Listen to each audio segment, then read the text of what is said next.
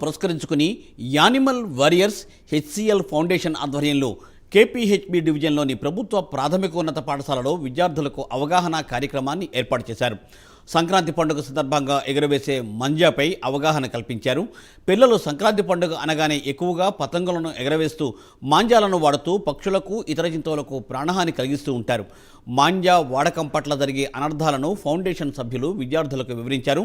ప్రపంచంలో పక్షుల మనుగడ రోజురోజుకు ప్రశ్నార్థకంగా మారిందని అన్నారు. ప్రజలందరూ ప్రశాంతమైన వాతావరణంలో జీవించాలంటే పక్షులు ఉండాల్సిన ఆవశ్యకత ఉందని వారు తెలిపారు. చెరువులలో సైతం ప్లాస్టిక్ను వేయడం నిషేధించే విధంగా విద్యార్థులు నడుం బిగించాలని పిలుపునిచ్చారు.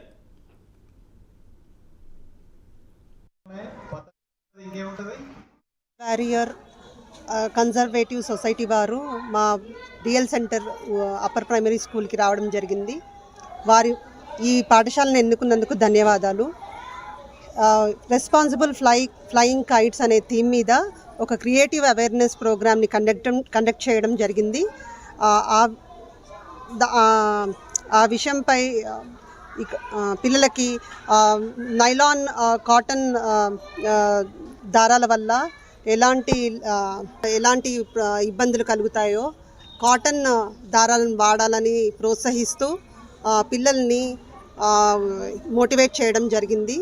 వారికి మా ధన్యవాదాలు. Thank you. ఇది స్టార్ట్ అవుతుంది కాబట్టి ఇప్పుడు ఈ టైంలో చాలామంది కైట్ ఫెస్టివల్ బాగా చేస్తూ ఉంటారు చిల్డ్రన్. అది ఒక్క దాంట్లో నైలాన్ మాంజా వల్ల మన నేచర్కి చాలా ఇంపాక్ట్ ఉంది. కిడ్స్కి కూడా అది ఇల్లీగల్ ఐటమ్ అని తెలియదు కాబట్టి మేము ఇవాళ కూకట్పల్లిలో ఎంపీయూపీ డిఎల్ సెంటర్లో ఒక అవేర్నెస్ ప్రోగ్రామ్ చేశాము. చిన్న పిల్లలకి నైలాన్ మాంజా వల్ల వచ్చే ప్రమాదాలు ఏంటి, దానివల్ల వచ్చే ఇంపాక్ట్స్ ఏంటి, ఎన్ని వేల పక్షులు చనిపోతున్నాయి ఎవ్రీ ఇయర్ అని చెప్పడానికి ఇవాళ ఒక అవేర్నెస్ ప్రోగ్రామ్ కండక్ట్ చేశాము. అండ్ ఇవాళ హెచ్పి మహిళా శక్తి వాళ్ళ గ్రూప్ కూడా వాళ్ళ దగ్గరకు వచ్చారు. వాళ్ళు కూడా అందరూ కంబైన్డ్గా పిల్లలకి చాలా మంచి అవేర్నెస్ ఇచ్చాము.